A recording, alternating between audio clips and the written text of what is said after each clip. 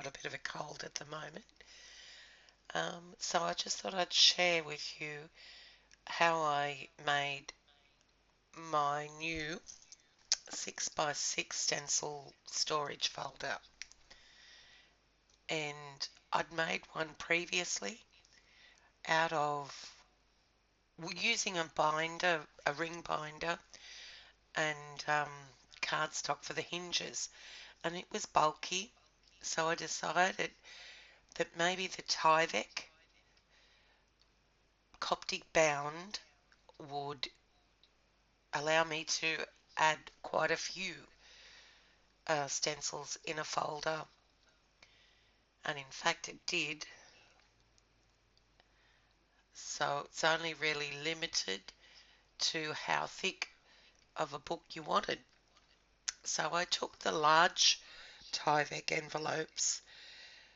This one was about 15.5 inches by 12 inches, and it cuts around 21 of the 2-inch by 7.5-inch strips, which is what I made my folder. And then, so I'm just cutting them all and trying to make the most out of the envelope. And then that's where I show, this is the smaller envelope. It only cuts about 10 strips of the 2 by 7.5 inch. And this size of envelope is 9 by 12.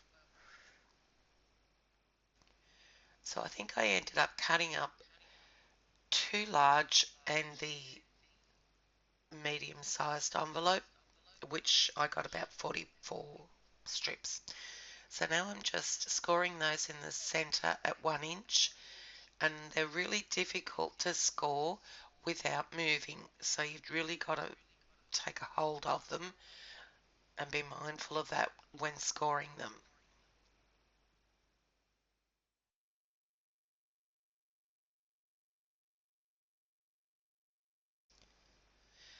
And now I'm going to place my stencils in a plastic sleeve, but I had to cut it down, and I'm cutting these down to 7.5 inches by 7.5 inches so that they've got an open end at the top to insert the stencils and an open edge at the side so that I can attach it to the hinges. Now here, if you had plastic sleeves with the holes, you could actually make more hinges from that leftover strip. I didn't end up using it though, and I didn't like those plastic sleeves that I had, and I found stronger sleeves, so I decided to use those instead, and I didn't worry about the strip along the side. So yeah, I made 44, so cut 44 of those, and 44 of the hinge strips.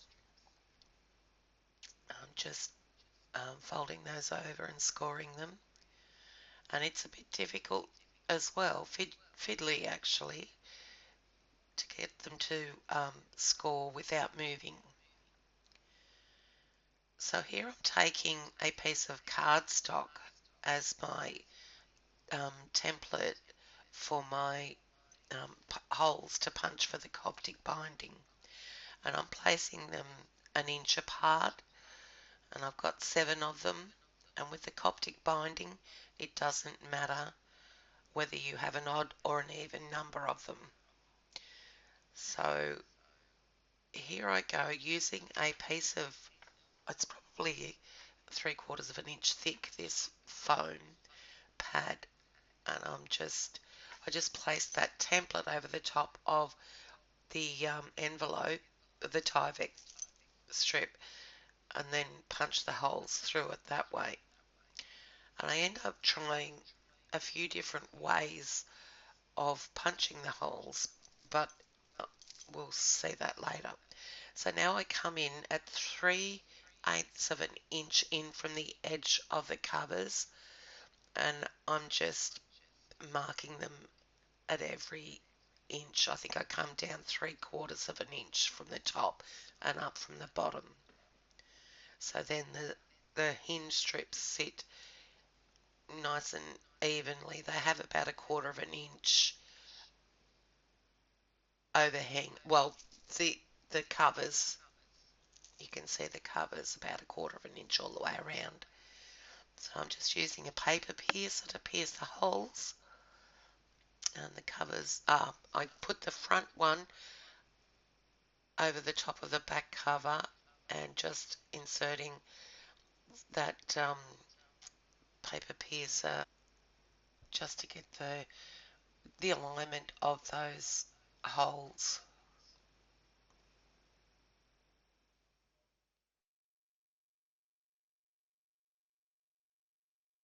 So now I start the coptic binding, and I'm using waxed linen thread, um, but I won't show you my poor efforts of the coptic binding. I'll leave a link below in the description to a lady who I saw on YouTube that I based mine on. No, well, I haven't gone to the binding yet. I'm still trying to work out how I'm piercing these holes. I mean, they're fine as they are, the way I'm doing them. But the Tyvek material is slippery and can move. And I decided also that I'd put a note where the top um, of that template is, and try and put them all, piece the holes all at the same measurements, because it could be slightly different at the bottom to the top. Probably not, but could be. Now I've seen others using books um, to pierce their holes, so in that gutter of a thick book, but it just didn't work for me.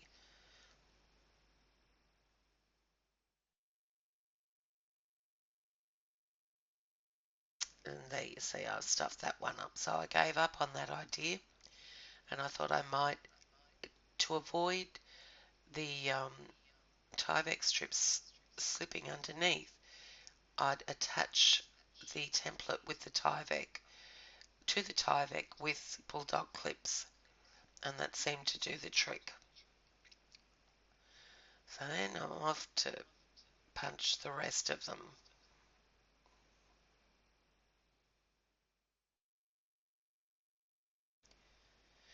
Done all that.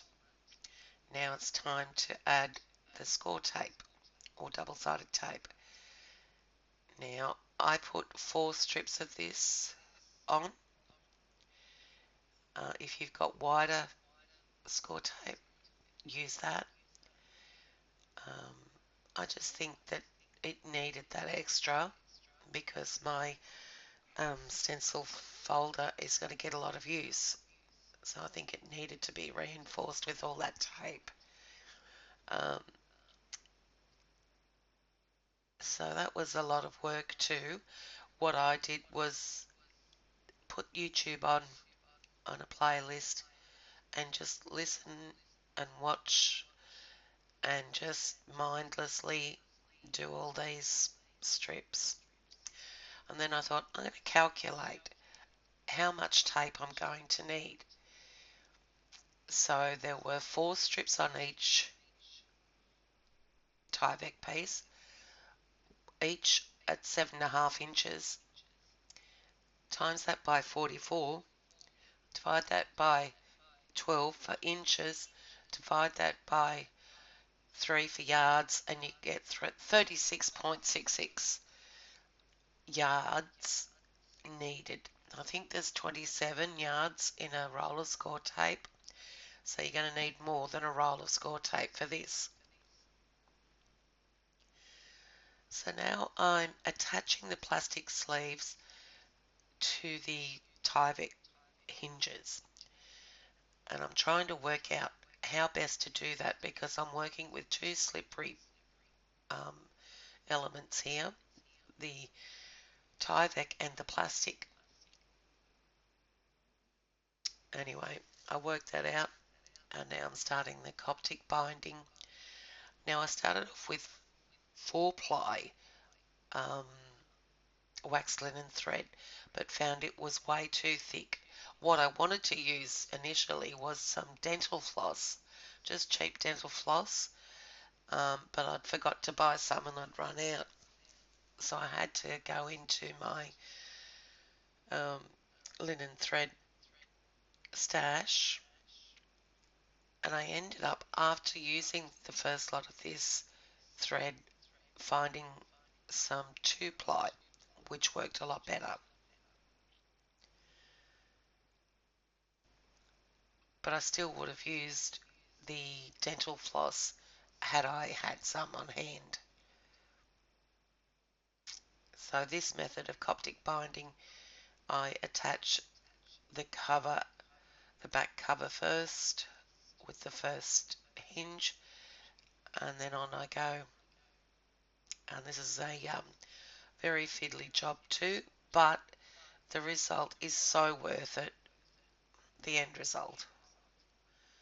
It seemed like I was never going to get through it, but I did this all in one day, so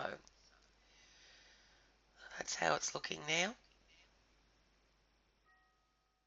And I thought of attaching the plastic sleeves first before I did the coptic binding, but that just wasn't going to work because I needed to get in between the strips. So you have to bind it this way first before you attach the plastic sleeves. So now I'm putting on the front cover.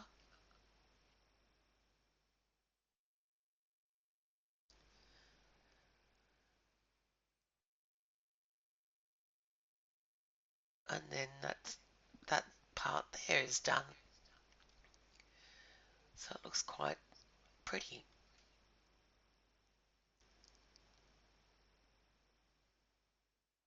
Yep, I'm thinking I've got to go through all those and attach the plastic sleeves. Okay, so I start at the back, and I shouldn't have taken that piece of tape cover off there. I'm going to sit it there. Yep, take off um, one of the top. Oh no, I did do that. Anyway, I'll work it out in the end. So I'm taking one um, tape cover off first before I um, attach it, and then one at a time after that. And I found that if you sat the plastic sleeve on the bottom and then, well, remove the um, tape cover from the inside top section first, place your plastic sleeve down, and then adhere it, and then continue doing the remaining 3 strips. So here I'm up to the last few, and I had to turn the book around because it was just too bulky to finish it the right way around. Now it's not perfect, it's not perfectly aligned, but it's not going to fall to pieces either. So now I'm just inserting my cardstock, which is going to separate each of the stencils. And I've cut the cardstock to 7¼ by 7¼ inches. And I use a white Secura pen to write the name of the company and the name of the stencil, as well as the item number where I have it. So that's populated really well. So now I thought I'd cover it with the taped Tyvek roll, but it wasn't quite wide enough, and I didn't want a white to be shown through on the inside, like the underside of the Tyvek strip.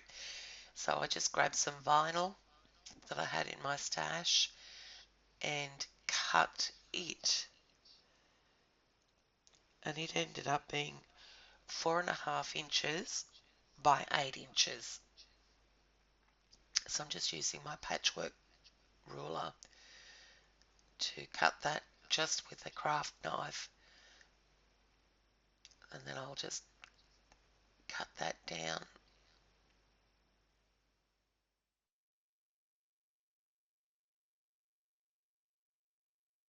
Yep, that was too wide, so I'm cutting it down to 4.5 inches wide. And I think that colour suits the colours on the that I've painted on the cover. Now this, I've just put a line there so I knew where to put the Aleen's tacky glue. I have painted, I've live streamed painting the covers, and there are two streams, one on the outside covers and one on the inside of the covers, and that's on my other YouTube channel, and I'll put a link to that up in the card section here of the video and in the description. Actually, I don't know that I can put it up in the card section, but I'll try. But I'll put a link below in the description to it. So I'm just ensuring that doesn't lift up on the edges there, and just pushing that down into the cover, spreading the glue. So yeah, I stream every Friday at 11 a.m. Fridays, Australian Eastern Standard Time, which I think is about 9 p.m. Thursdays, USA Eastern. So if you want to join me, I'm live then over on my other channel. So now I'm populating the folder with all my